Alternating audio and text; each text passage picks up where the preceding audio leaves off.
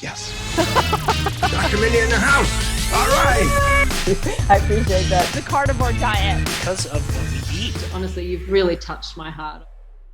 The water that we get out of the tap is not the healthiest. And so we need to filter it from fluoride and chlorine. And then there's all sorts of other, unfortunate chemicals and even pharmaceuticals and aluminum and all sorts of things that get into our water. So step one, get a water filter, and then you can go down the rabbit hole with water. So, but it's very important, I think, to remove those chemicals from the water.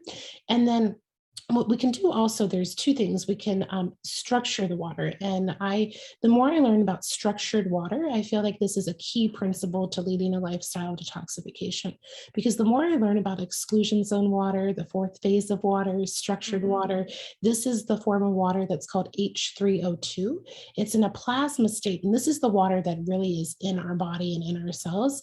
And it maintains electrical charge. So charge is really important for the health of our cell. So when we are sick, our cells can have a lower resting membrane potential. And so they can be harder to kind of communicate and stimulate an action potential and all of that. But when we have a healthy electrical charge, that's when the magic happens. Everything flows, things can communicate. So exclusion zone water in the cell actually helps to build that charge.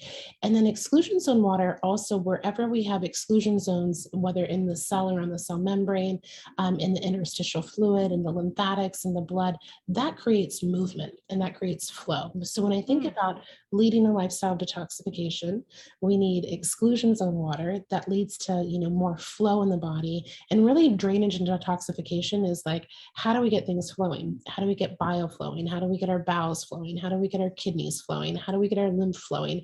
And so I feel like the water that we drink is part of that. And we can buy fancy filters or fancy devices to structure our water, which I'm a believer in. And I think if you do have a chronic illness, that might be a step to really help you recover your health. We all have access to the sun. And so actually even having your water solar charged, that actually has an impact. Or if you have an infrared light, or, you can put the water in front of that, and that can help build exclusion zone in the water.